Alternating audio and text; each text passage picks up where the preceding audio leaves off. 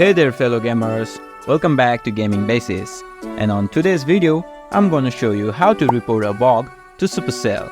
So without further ado, let's dive right into it. So to report a bug, first you need to launch a Supercell game. Here I'm using Clash of Clans. In the game, go to Settings and tap on Help and Support. Now Supercell support page will load up. Once the Supercell page loads up, just tap on the message icon located in the top right corner of the screen. Here, just tap on Leave a message below Contact Us.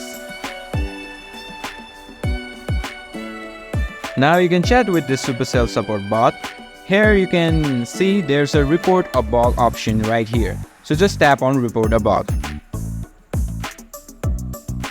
Now Supercell has given me a list of responses, but if this doesn't match with the bug that you're trying to report, then just tap on Others and type in the bug that you want to report. For now, I'm just gonna select Heroes appear to remain in its original location despite being moved.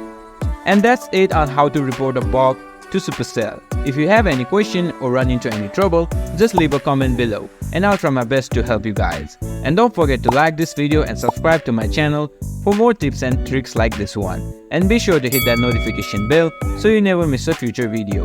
Thanks for watching.